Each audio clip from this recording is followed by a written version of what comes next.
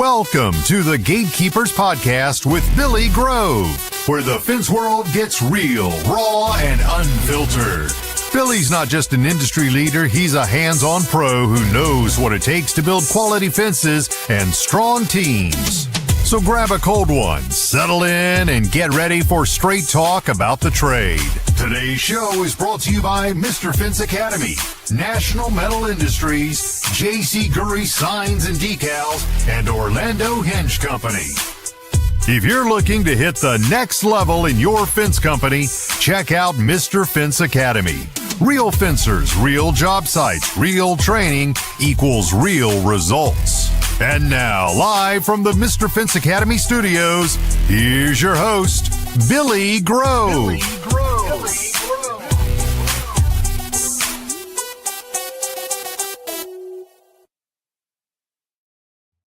What is going on, Fence fam? How's everybody doing? Facebook, YouTube, Twitch, if you're watching on there, guys. I hope everybody has had a wonderful past 7 days, and y'all had an awesome Tuesday. And I say y'all had an awesome Tuesday because this is a pre-recorded show, something a little bit different for us over here. But we're giving it a shot, and we're gonna see how it works, guys. We do have Mr. Sam Natello of DotCom Global Media on the show today. It's going to be an awesome show. So make sure that you stick around, watch, listen, follow. First and foremost, though, guys, we do have to give a huge shout out to all of our awesome sponsors who make this thing go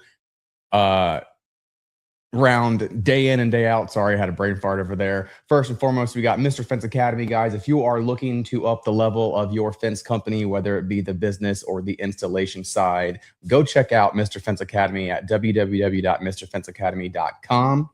Next up, we got National Metal Industries, guys.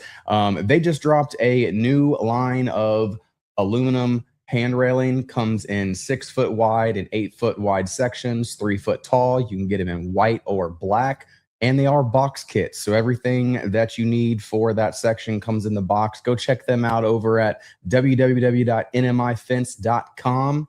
Next up, we got J.C. Gury.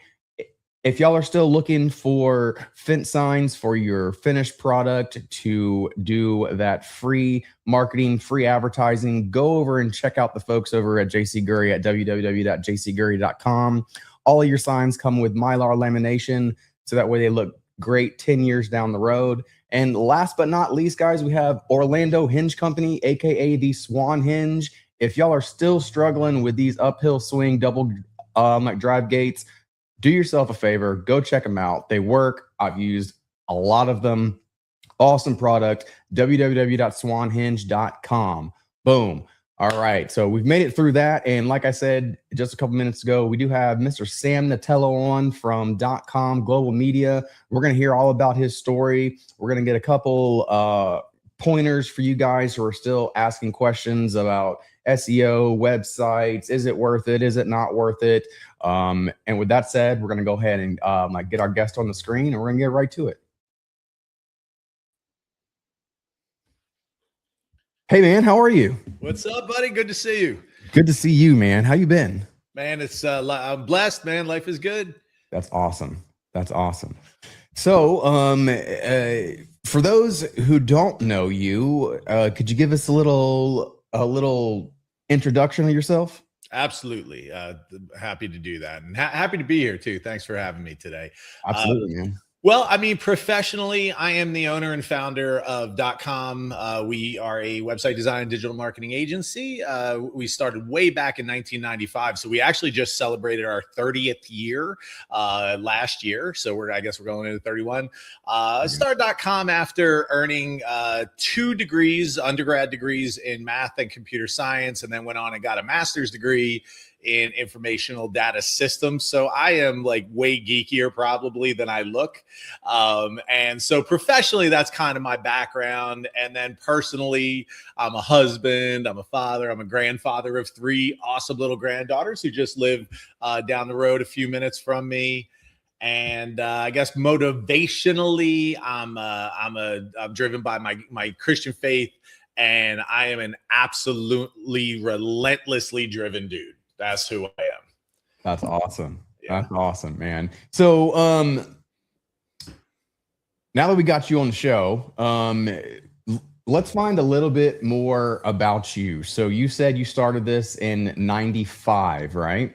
Yes, sir. What were you doing before 95 that kind of opened the door to this life after 95? Yeah.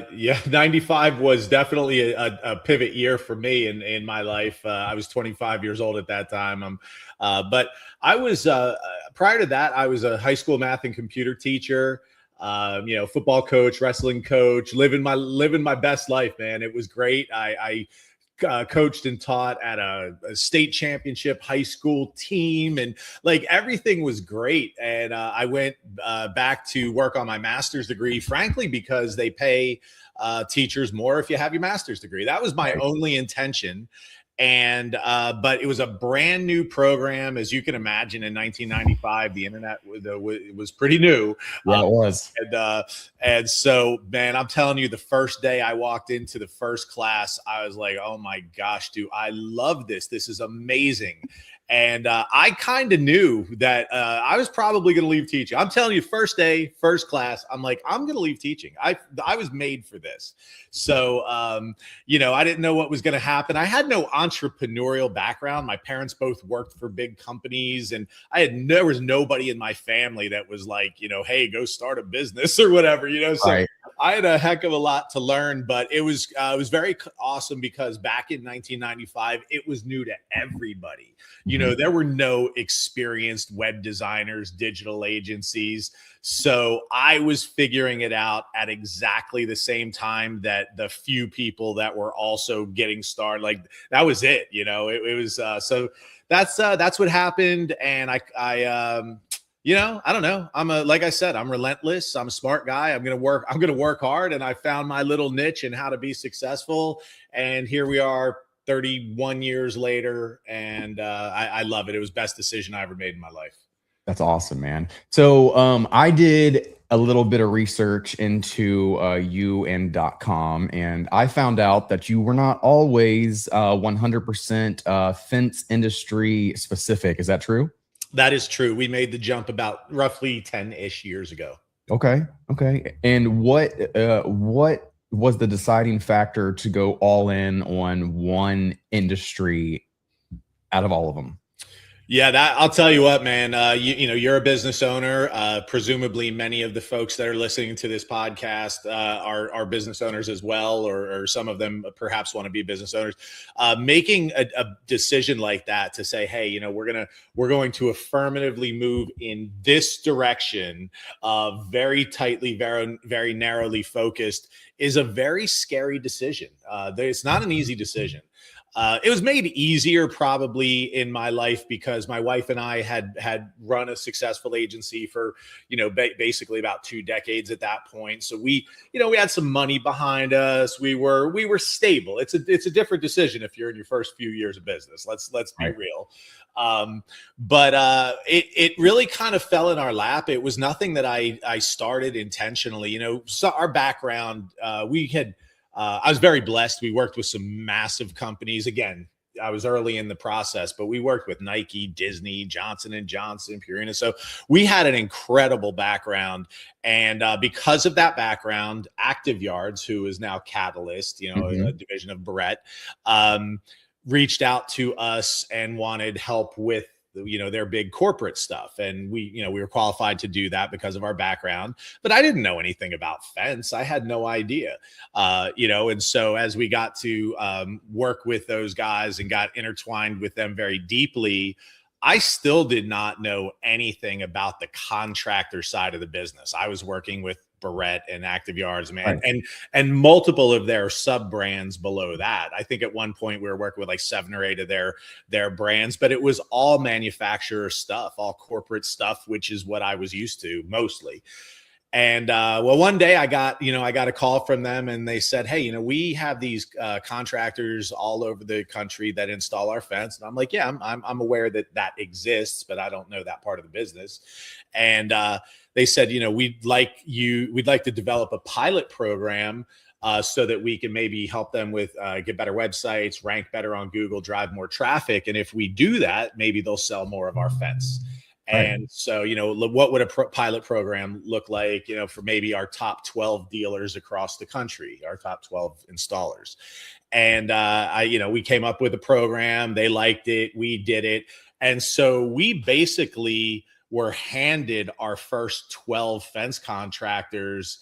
The contractors did not hire us. Active Yards hired us for the contractors. They were paying the bills. So one of the folks in that group is Sean King. I'm sure, you mentioned Mr. Fence Academy is one of the sponsors of this program. But Sean King and 11 other, big time installers around the country were handed to us. And that's when we learned that part of the business. And that's when I made the decision, because Active Yards, love them, great, it was terrific, Barrett and all those sub brands, but it was kind of more of the same. It was corporate. We'd always worked corporate. It was more of the same. But when I met folks like Sean King and then the other contractors, I was like, oh my gosh, dude, I love these dudes. These are great dudes. I love these fence dudes. And at that point in time, I was like, well, I'm at a stage in my life where I want to work with people that I want to work with. I don't have to take any client just because they can pay a bill. And so my wife and I decided, like, yeah, we're gonna focus here and work with people that we like. And it's that simple. Man, that's awesome. That's an awesome story to hear, that you went from, big brands such as Nike, Johnson & Johnson and stuff like that to us little old like fencers. It's really cool and kind of refreshing at the same time. Yeah, I mean, you guys, there's passion. You guys are hard workers. You're the guys, I played football and wrestled in college and of course then in high school. And like, I just saw the fence guys as like, these are the same guys that I was in the locker room with, the tough dudes, at whatever level, the guys that are going to bloody your nose and they're going to get right back up and go again. And like, it's just, that's not what you find in the corporate boardroom. Right. And the passion of folks, maybe like yourself. I don't know your specific personal situation very well, but most of the time, fence contractors are, they are worried about sometimes whether they can even pay the bills or keep a crew on the road or save for retirement one day, hopefully. And is my daughter going to be able to go to college? Am I going to be able to afford that? Like, those are real world things that people are passionate about, and the stakes are high. And that's just, I'm just happy to be able to help with all that. Man, that's awesome. So we're going to change the direction now. Awesome story, man. I love hearing it every single time. So why does all of these terms, SEO, website, AI, why does all that matter in 2026? Well, 2026 is the craziest year as I'm looking forward in the 31 years that I've been in this business. This is a pretty crazy year. So my answer may be a little bit different than I would have answered it for the last decade or two. Yeah. Look, with the changes in the world and society, everybody embraces technology. You can make an argument 5 or 10 years ago that like old people don't know how to use computers. Or certainly 15 years ago, that absolutely would be the case. But everybody uses technology now. So many people don't even bother to sit down at a PC, a full size computer anymore. They've got the phones. They speak into the phone. Anything you want, all the way down to an order of fries and a Coke from McDonald's. You just grab the phone and say, hey, I want this thing, get it to me. So this is how we think, with how transient the entire population is. The folks, even the companies, the fence companies that are like, we've been the market leader for 60 years. We're a second generation, third generation fence company. Everybody knows us. That is not true. I don't care what community you're in. Sure. There are some that know you. There's no question about that. Right. But there is a significant portion of that population that doesn't have a clue who you are because they've owned that house for about 5 minutes. They just moved into the community and they are going to pick up the phone and they're going to say, find me a fence company near me. And if you don't pop up, you might as well not exist. So yeah, the websites and all the things, SEO and all the things that go into it are literally the difference between life and death for fence companies moving forward. Right. Right. And just real quick, like how I kind of explain it to our like younger guys who are here working with us, I was like, reviews are everything. And it's like being ranked in the phone book back in the day. It's like, why do you think so many companies were named AAA or pound sign, whatever? That's because they were in the top of the phone book. And you're like, oh, we've never even seen a phone book. I'm like, yes. So that's why things matter. I'm trying to like get those two things to relate to them. And that was like the easiest way I knew how to do it. But it actually clicked and made sense for them. But being up there on the top of the list, like you said, is crucial. It's everything. One of the great lessons I learned, because I had no background in marketing, right? When I talked about my pedigree, it was all geek stuff. I can code anything. I can have your computer whistle Dixie to you in German backwards if I wanted to, right? I could have it do anything as a geek. But I did not have a marketing background, but I worked with Nike and Disney. I mean, these are some of the top marketing companies on the planet. Yeah. So I learned so much from the best. I'm very, very, blessed that I had that opportunity. I say that because what I learned from them is whatever business you think you're in, whatever business I would think that I am in, most people would answer incorrectly. You are not in the fence business. I am not in the web design business, any more than Nike is in the sneaker business. We are in the marketing of fence for you. I am in the marketing of web design and SEO for me. Nike was in the marketing of sneakers and athletic wear, right? So every business owner, your primary business is the marketing of your business, whether you know it or not. That is your primary job. Right. Very true. Yeah. Okay. So what makes a website stand out instead of just looking pretty in this day and age then? Well, all the things that go into it that make it rank at the top, that's the biggest thing. You have no traffic, you have no rankings, you are not going to be very successful. So all the stuff, all that SEO stuff that goes into making those rankings happen, that whole big group of stuff, we can certainly dive into that if you would like, but that stuff, it certainly has to be there. And then once you get the traffic, you better have the stuff on the site that captures people's attention. Our attention spans are very, very short. Mm-hmm. You have to make sure the site is organized in such a way that people can find the information that they want very, very quickly and easily, because they're not going to struggle for it. If they have any trouble finding it, they're just going to bounce.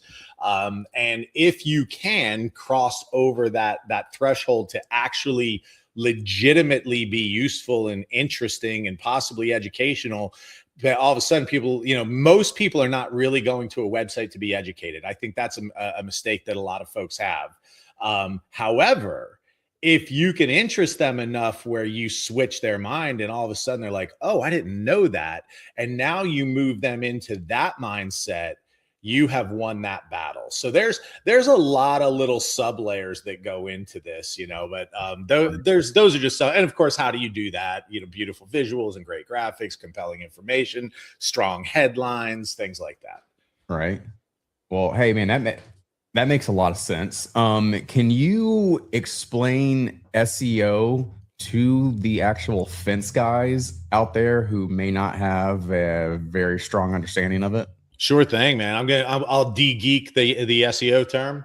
We'll try to do that. So talking about SEO, I think you have to talk about what it was and now what it is. And I'm not trying to give anybody a history lesson, but if you don't know where things came from at least a little bit, it doesn't necessarily make sense where things are today. Right. So SEO up until about a year ago So basically for nearly, well, I don't want to say 30 years. I mean, Google didn't even come around until I think .com was around for like, I think it was like 8 years or 10 years before even Google came around, but whatever, 10, 15 years, whatever it was. SEO was always one thing.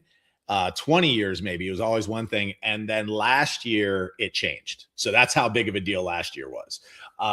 So SEO was primarily search engine optimization. Basically, Google more or less would tell you what it wants, and then your job was to deliver what it wants. Now, a lot of folks don't know what that list is, and the list, it's like the formula for Coke. Coke doesn't tell you what their exact formula is, but we all if you care to know, you all kind of know basically the ingredients. You just don't know how much, or whatever.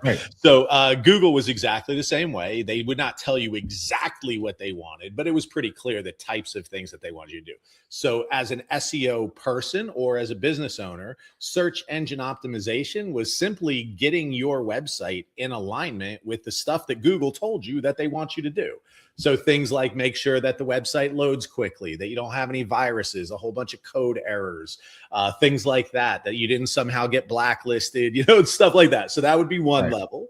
Another level, we call that Google suicide. If you made any of those mistakes, you're dead. So you don't want to make any of the mistakes. You want to make sure that you get, good keywords on the site so that you are communicating to Google. Yes, we are a fence company. Yes, we do residential fence. Yes, we install vinyl fence. And you need to make sure that you get all your keywords on there. You'd be shocked how many fence companies, this is absolutely insane to me, how many fence companies ask us to evaluate their website, and you can go to their homepage and it literally not one time on the homepage says fence company. Not one time. It's insane. So, you can, let alone, hey, we're a fence company in Nashville, or we're a fence company in Nate, right? So you kind of need, so if you mess this up, it's a big deal. It sounds simple. It is simple, but man, you kind of have to have a checklist to make sure, did I do this? Did I do that? Did I do this? So that's all the on-site stuff, making sure your site is correct. And then there's stuff that has to happen off of your website. Make sure that your directory listings with Google and Bing and Apple, that they're all correct. If you're doing a really good job, you might be registered with the Better Business Bureau, your local chamber of commerce, and things like that.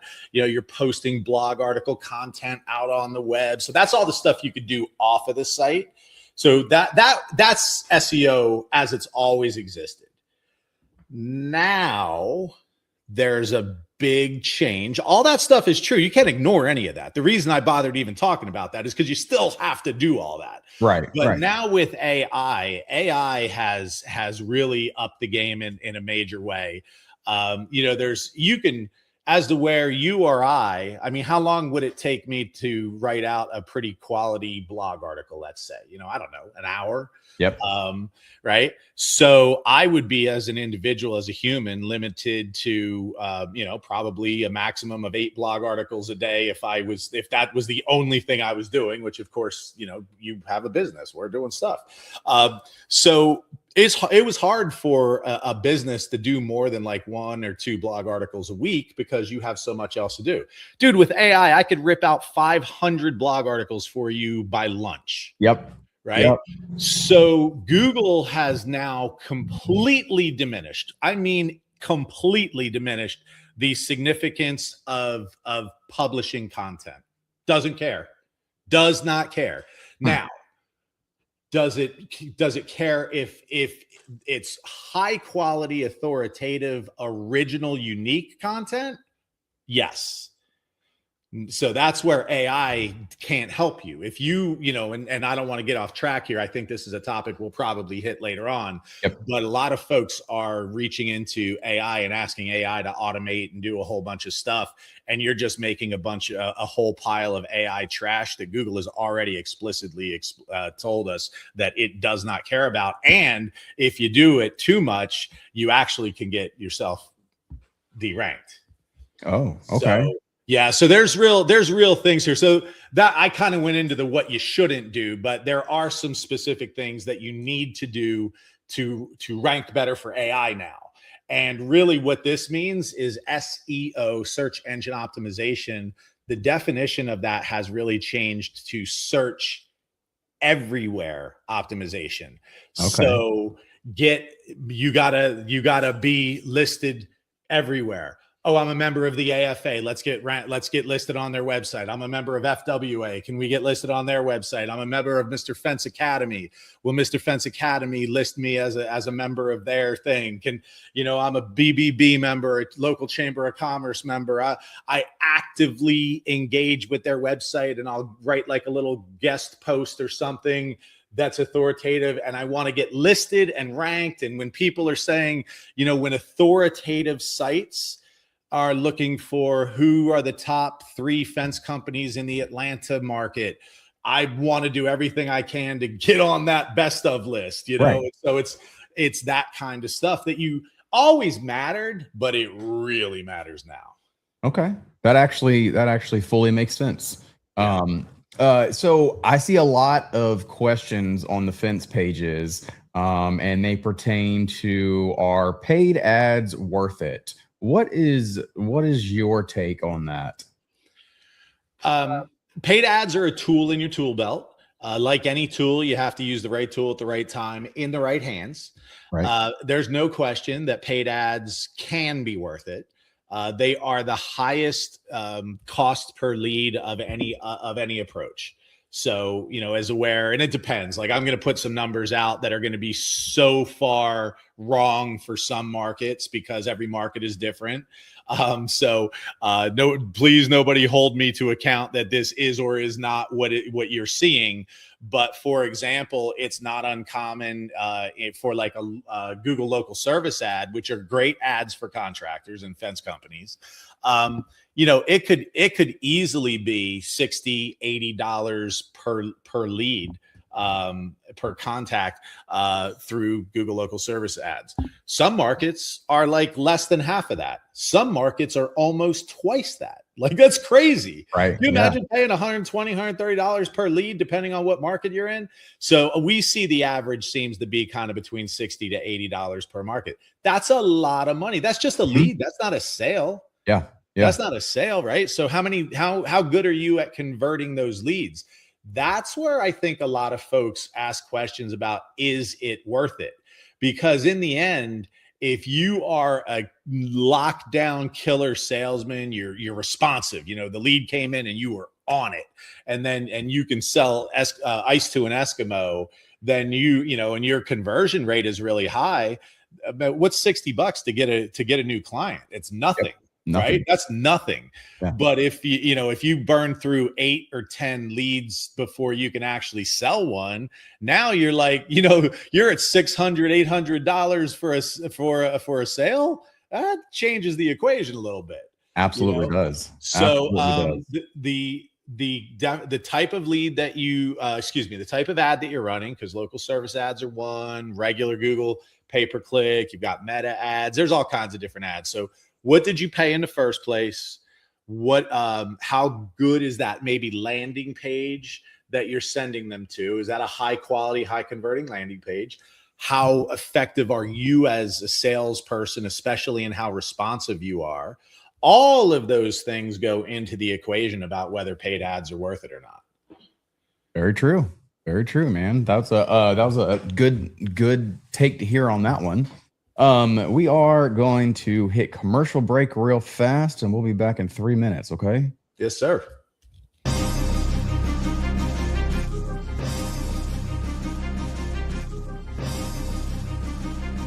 National Metal Industries, a family-owned business for 70-plus years, has grown to be recognized for their ability to deliver on not just privacy slats for fence, but all types of fence products. National Metal Industries has all the hardware and tools to get the fence professional in and out of their job with the most ease possible. You can count on National Metal Industries for the most convenient resources in fence products. Visit nmifence.com for more information.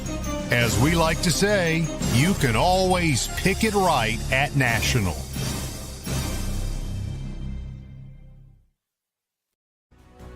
J.C. Gury Signs and Decals has been a trusted name in the sign industry since 1949, with all manufacturing done in-house from start to finish right here in the USA. With 75 years in outdoor signage and roots dating back to the 1920s, J.C. Gury specializes in durable, high-quality signs and decals. In-house screen printing since the 1970s ensures every product meets the highest standards. Visit jcgury.com for more information. Every aluminum sign includes Mylar lamination at no extra cost, extending product life in tough outdoor conditions. For unmatched quality and longevity, visit jcgury.com. Struggling with a gate that drags on your sloped yard? Orlando Hinge Company has the solution, the Swan Hinge. Unlike standard hinges, the Swan Hinge lets double drive gates swing open smoothly up inclines, eliminating dragging and binding. Easy to install on vinyl, aluminum, wood, and chain link gates. It's built for durability and made to withstand the elements. And when your customer hears that, yes, their gates can work on a slope, you just made the sale. The Swan Hinge, designed by fencers for fencers. Made in the USA, lifetime warranty. Order today at swanhinge.com or email info@orlandohingecompany.com. The Swan Hinge, because every gate deserves to open smoothly. All right, guys, we are back, and real quick, just got to give one more shout out, man. If you are looking to up the level of your fence company, whether it be the business or the installation side, go check out Mr. Fence Academy at www.mrfenceacademy.com. Even if you don't join the academy, get yourself to a training, meet some people, network, learn some stuff. Promise you, you'll have fun. We have Mr. Sam Natello on from DotCom Global Media. For those of you who are just joining us, coming in late, whatever may have happened. We've been talking about kind of Sam's journey into this whole thing. We've been talking about what SEO means, all of this other stuff for those of you guys who don't know. And we're going to dive right back into it. Let's see. We were talking about paid ads right before that. Sam, what is one of the things that you see the most successful fence companies doing online that others are not? Man, that's a great question, buddy. Listen, before I jump into that answer, I was just watching those commercials you just had. You have an incredible lineup of sponsors. I love every one of those companies, dude. They're great. They're awesome. Good for you, man. They're awesome, man. I really do like the people at every single one of them too. Yeah. Not Absolutely. just saying that. Like that's like an all-star list of sponsors right there, buddy. Yeah. You're doing all right. All right. What do successful fence companies do from like a marketing website and marketing standpoint? Is that the question? Yeah. Well, man, that's such a great question. And as you can imagine, you can't really necessarily boil it down to one thing or a few things, but I'll do my best to try to hit some of the big ones. We'll see where this all takes us here. But one thing is that they are an active partner. I would say that's the biggest difference between some folks that struggle with working with a digital marketing company, whether it's us or someone else, is that you can't just write somebody a check and think that any problem in your life is ever going to go away. It doesn't work that way. It doesn't work that way for your attorney. Like, they still need information from you.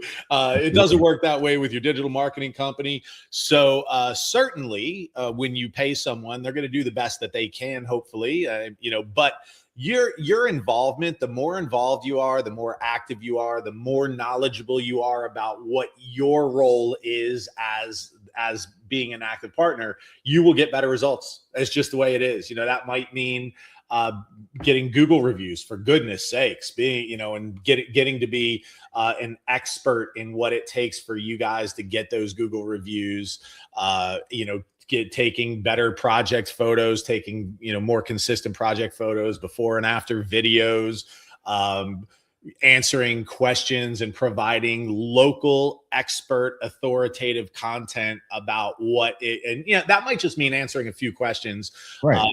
and telling your marketing company about trends you're seeing in the local market, because you've got the boots on the ground. You know what it's like to be a fencer in the area. They don't, we don't. I don't, I live in Naples. I know what it's like to put a fence up in Naples. I do know that. But wherever you are, it's a different thing. So I just really, really want to encourage anyone who hires a web company, digital marketing company, please don't assume that just because you're writing a check that takes care of the problem. You have a role. So that the most successful fence companies tend to be the ones that are most active in being a good, what we call an active partner. Oh, okay. Yeah. So basically you get in you get out what you put in, huh? Like everything in life. Is there anything in life where that's not true?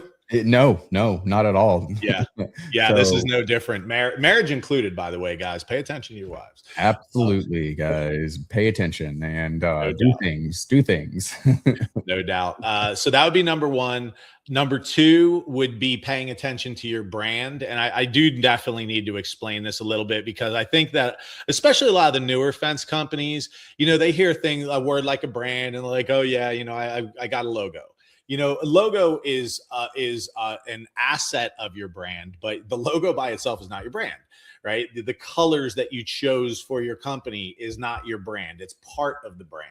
Your catchphrase, keeping dogs safe, whatever, that is part of your brand. Your brand is what we call the promise that you make to the world about the experience that they're going to have dealing with you, working with you, whatever, right? That's what it is. When you think about McDonald's, you can picture right away the experience that you expect to have. If you drive up through McDonald's, you can play that whole video out. Exactly what that's going to look like, right? And you walk into a Starbucks, you could literally smell it, right? So you have experiences with these brands. You as a fence company, it is your job to establish your brand, because moving forward, brand is all you have. It's all you have. AI is going to do everything for everybody.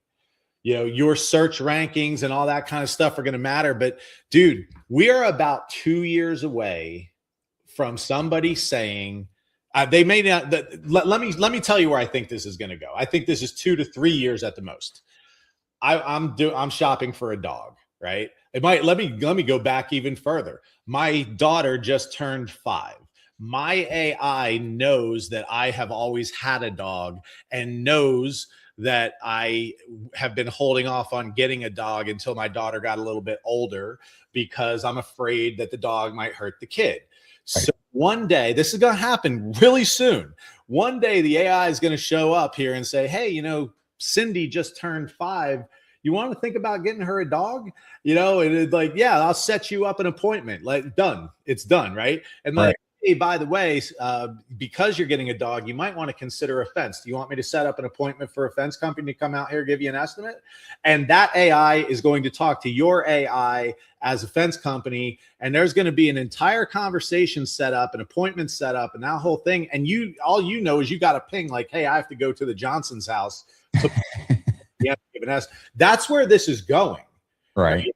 So how do you make sure that the AI agents that are going to be driving the vast majority of the buying decisions in the next 2 or 3 years, how do you make sure that the AI agents choose your company instead of the other companies around you? That's the problem that we're solving. That's the problem we're focused on. But in order for you to do that, it actually is going to come down to your brand. How authoritative are you? How trustworthy are you? How distinct are you? How clear is your message? Because if you are the local expert that's the most trusted expert in putting fences in that are proven to be good and safe and great solutions for little kids and dogs specifically, then AI is going to be like, yeah, this is the company that I want to trust for this particular issue. Makes sense. is so anyway, I'm going future geek a little bit, but dude, if we're not worried about this today, we Right. won't be ready for it tomorrow. So that's where we are on things. So I think I get a little bit off track. I'm passionate. Can you tell I love this stuff? Absolutely can. This stuff. Yeah. So what I'm hearing is if you're not dabbling in AI today, you're going to be left behind tomorrow.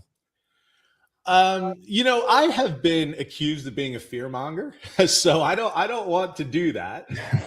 I think when you look towards the future a lot, the future feels a lot closer to you maybe than it does to some other folks. Okay. It is obvious to me and unquestionable that the story I just told you is going to be true. It just may not feel as real to some of the other folks who don't look down that road that far, Right. So you don't necessarily have to be messing with AI that much right now, although I think that would be a mistake. I think there's a lot of gain to get there. But I'll tell you what, man, by mid-year, certainly by the end of the year, you better be really serious. Do you see my cat's tail? I do. I was about to say something. Oh, I see a cat. Yeah, it's not too late, but you better start thinking about getting after it. Yeah, absolutely. And if you were like me, I don't know, I've been using AI for probably about a year and a half now, but before I was finally put into it, I was completely against it. Completely 100% against it. And I thought that it was going to be like those sci-fi movies I watched growing up and all of that stuff. But I have to say, once you really get comfortable with it, it is a very great tool in my tool pouch, I have to say. I use it almost every single day. And it's awesome.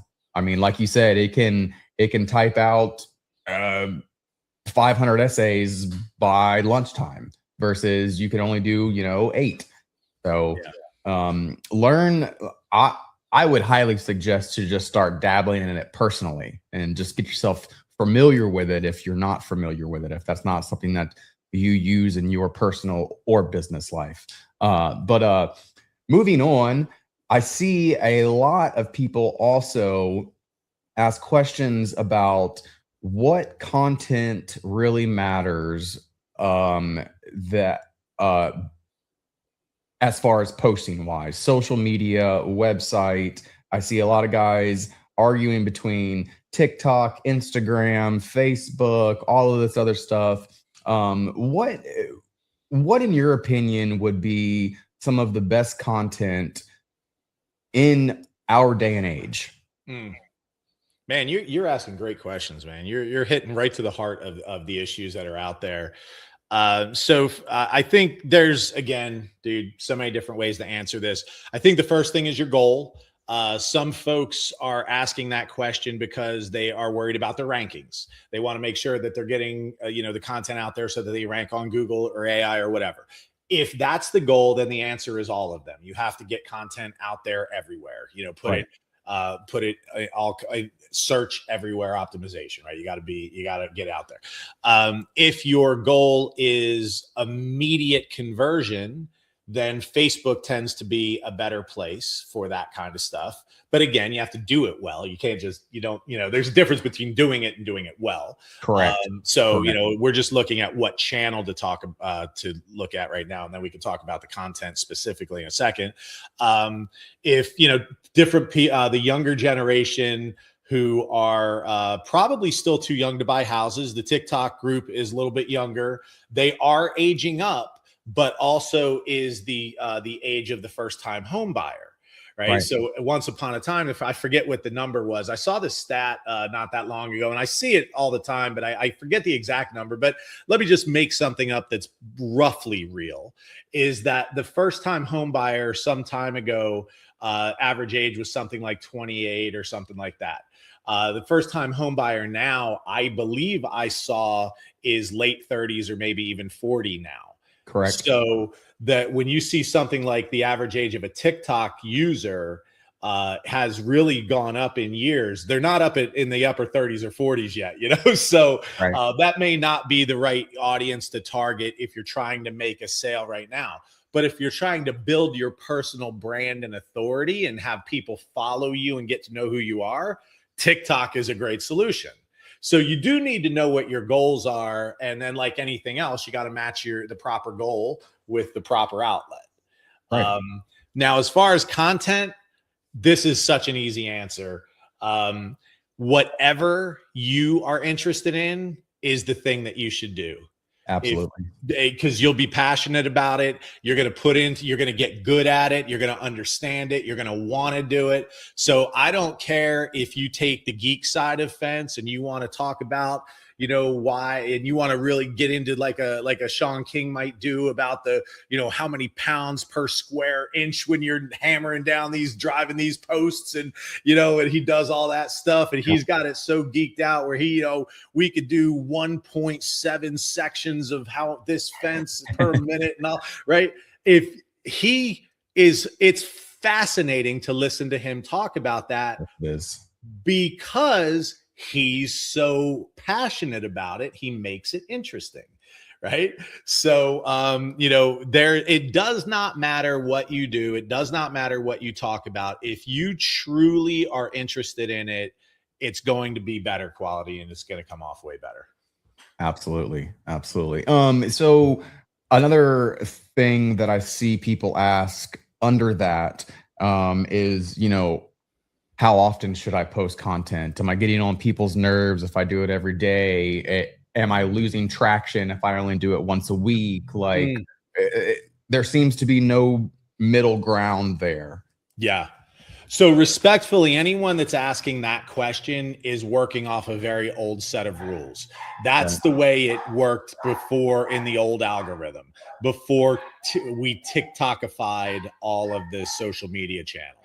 So when the size of your audience was the critical issue, which is easily a year behind us at this point, then yeah, you had to worry about that kind of stuff, because when you published content, that content primarily went to your audience, a percentage of your audience, right? Like you published a thing and 100% of your audience did not get served that up, right? So actually it's a very, very small percentage of that. And then if that small percentage that was served up clicked enough and responded enough, then the algorithm would say, oh, this must be pretty good content.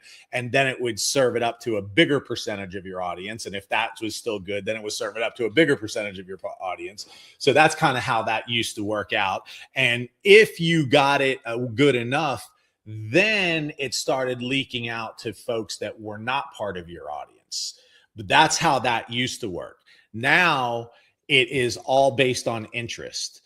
You do not have to be a follower of me. You do not have to care you've never had to hear about me. But if you have showed an interest in digital marketing, for example, and maybe a specific aspect of digital marketing, maybe right now you're trying to figure out how to get more Google reviews.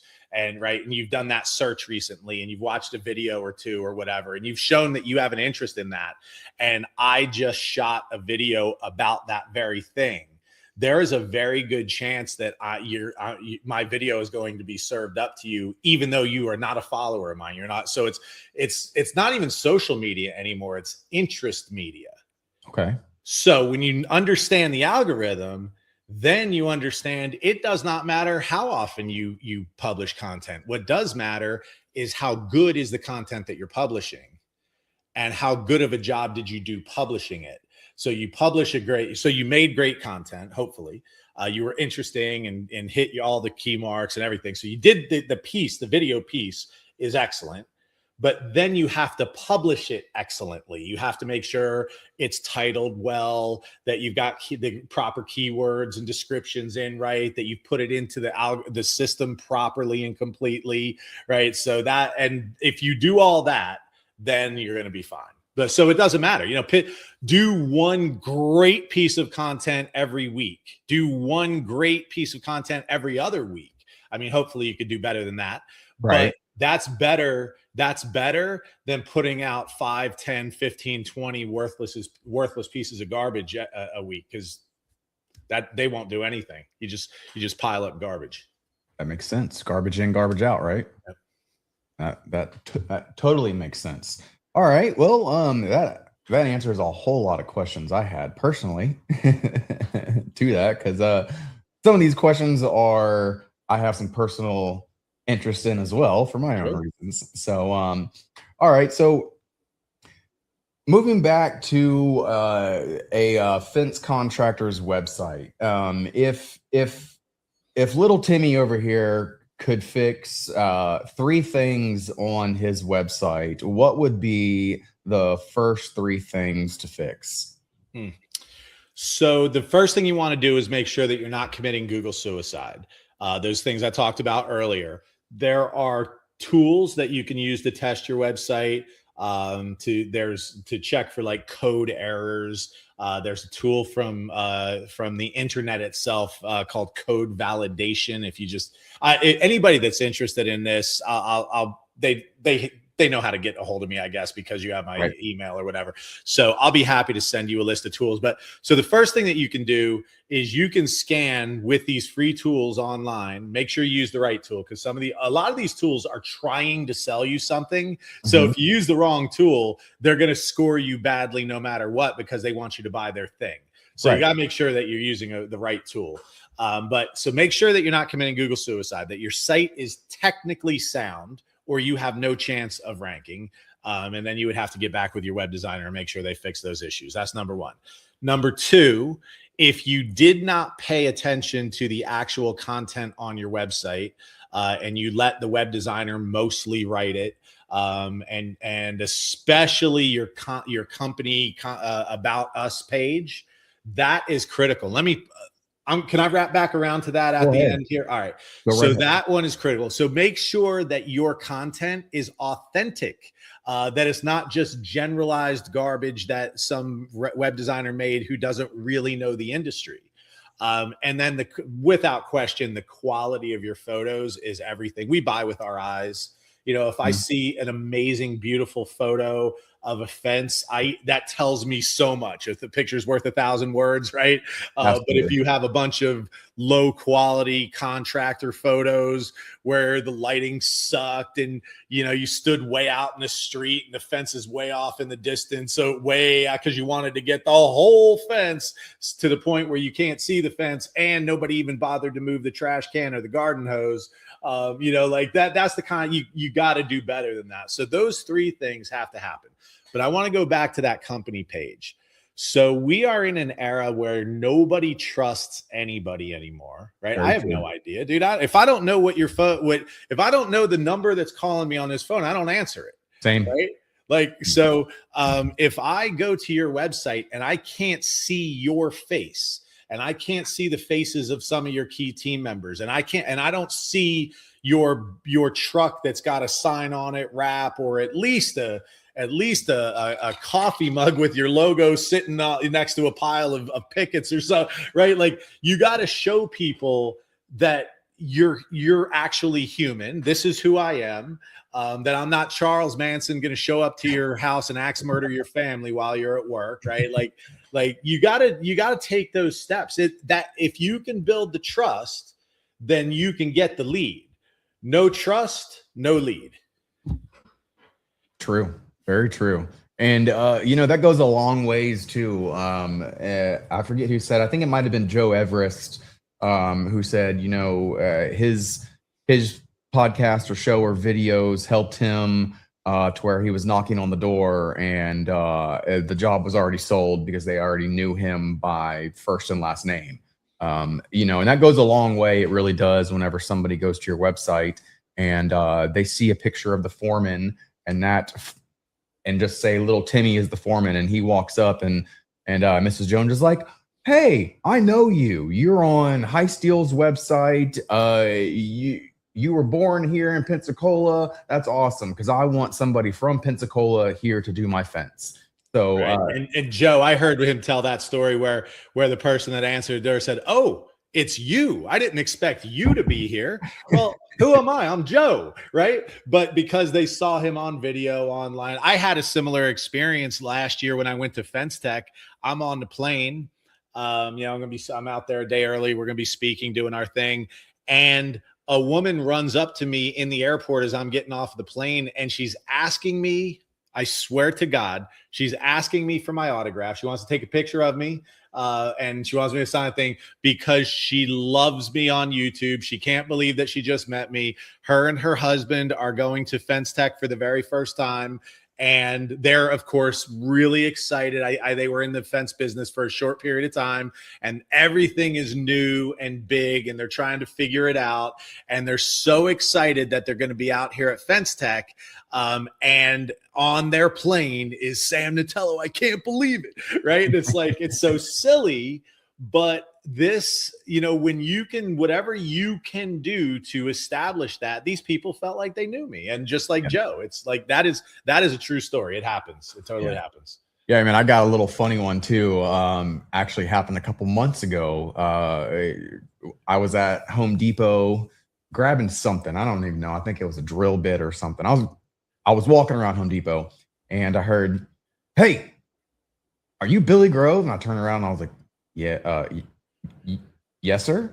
Yes, sir. Who are you?" He's like, "I watch your podcast online." I'm like, "All right, that's awesome, man. That is freaking awesome." He's like, "I just wanted to actually, put a face to the name and actually meet you." I was like, "Okay, that's cool." And like, I walked away. I texted my wife. I was like, "That was really weird. That was really weird." But I guess in all reality, that's what I'm going for, right? And she's like, "Yes, that is exactly what you're doing this for." I was like, "Oh, I mean, yeah, but but like the first time that happens, it just kind of takes you by surprise. You're like, I'm just a regular dude in here trying to buy a like drill bit, Yeah. But it really does work putting yourself out there. It makes people, especially in this day and age, it makes people feel like they actually know you before they know you. And calms people's nerves a lot, especially in this day and age where contractors are, running off with people's money, going to prison for 15, 20 years for stealing millions of dollars. I mean, it happens everywhere.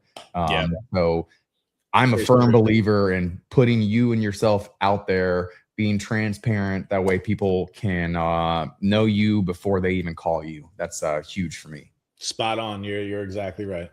Yeah, absolutely. All right. So we're nearing the end here, but I do have one question. I see a lot of guys also say, this website company was too much, and are there YouTube videos to where I can do it myself? It's the age old, should I hire somebody or should I really do it myself? What are your thoughts on that? Well, you always have to do the right thing at the right time. Right. Like I have a beautiful Tesla car, right? But and it's worth every penny of it because I can afford it. It would not have been it would not have been worth it back in the day when I couldn't afford it. So if you are at the age and stage where you're ready to go kind of to the next level, whatever that means for you, you need a pro. If you're just getting started and budgets are tight, then all you're going, unfortunately, we all went through it. I went through it as a new businessman also, right? Like there's a progression. Yeah. And just because you want things to be awesome doesn't mean they're going to be awesome today. You got to struggle for a little while. That's just the nature of the business. When you are at that struggle stage and everything comes down to dollars and cents, the only type of agency that you're going to be able to afford would be kind of a discount agency. Right. I am here to tell you, save your money. I've in 31 years, I've never seen a discount agency that was very good. They may be better than you, but that doesn't make them good. So in today's day and age with AI tools, you absolutely, with a little bit of homework, you can make your own website with AI. You could get some help with AI to get things off of the ground. 100% you've got to focus on your Google business profile. You can educate yourself these days on YouTube to learn how to do the things you need to do at that beginner level. No question about it. No question about it. You do not need that. But once you get your fence company up to where you're now you're approaching $1 million a year in gross sales. Maybe you've topped it. Every fence company is a little bit different. Some folks can get all the way up to around $1.5 million in gross sales with one crack crew. Of course, there's subs and stuff that changes the equation. Right. But generally, a lot of fence companies, once they get to that 1 million, 1.25, 1.5 mark, now they've really got to start thinking about multiple crews, or maybe I have one in-house crews plus subs, and now I got to think about another truck, and like shit starts to get real at this point, Yes. right? Yes. Once it's getting real, you need a pro. Mm-hmm. That's the end of the story. It's not even, there's no question. That's the story. Very true. Very true. Well, hey man, you got any closing thoughts for our viewers and listeners? Invest in your education. Obviously, you care about it. You're listening to this podcast. Take in knowledge. The thing that you have that nobody else has is this 7 or 8 pounds of meat between your ears, your brain. That's right? Your knowledge, your experience, your passion, your way that you do things. This is the only thing that you have that nobody else has. You've got to invest in that, right? Knowledge of the industry. I would say, mind, body, soul, make sure your body's healthy, get your soul right. Like, you got to keep that balance. If you are not the best you that you can be, it's going to be reflected around you and all your relationships and your business and the way your customers react to you. Man, invest in yourself. That's the best thing that you can do. That's awesome. That's awesome, man. I love to hear that. Like for those who have more questions for you, or even for those that are watching or listening who want to hire you, how do they go about that? Well, as you can imagine, we are online at .com, globalmedia.com. So it's DOTCOM, globalmedia.com. And again, you've got sponsors. Mr. Fence Academy is a client of ours. So if you could go to Mr. Fence Academy, you'll see our logo, or, all you have to do is do a search for like .com fence marketing or something, and you'll find us in a second. That's awesome. That's awesome. Well, hey man, I very much appreciate you taking time out of your day to come on the show and talk to me for about an hour. Very informative stuff. I look forward to seeing you at the retreat here soon. And yeah, man, I very much appreciate you coming on the show today. It was my pleasure, man. I love this. Thank you. You run a great show, dude. Well done. Thank you, sir. All right, man. I will talk to you soon at the retreat, and yeah, man, you have a wonderful rest of your day. You too, buddy. All right. Thank you, bud. Take care. All right, guys, we have another show in the books. We have another great show lined up for you guys next week. We have Mr. Caleb Roth coming back on the show, a returning guest. We're going to be talking about all things Stain and Seal University, which is coming up very soon, guys. So if you have any questions, or if you just want to find out some more information about like this year's university, make sure to tune in. We'll be on like Facebook, YouTube, Twitch, all live. You can also go catch the audio version at any major audio podcast platform. That includes iHeartRadio, Apple Radio, Google Music, Amazon, all of them. Go check them out. Go find it at The Gatekeepers Podcast. With that said, y'all have a wonderful rest of your Tuesday night. I will see y'all next week.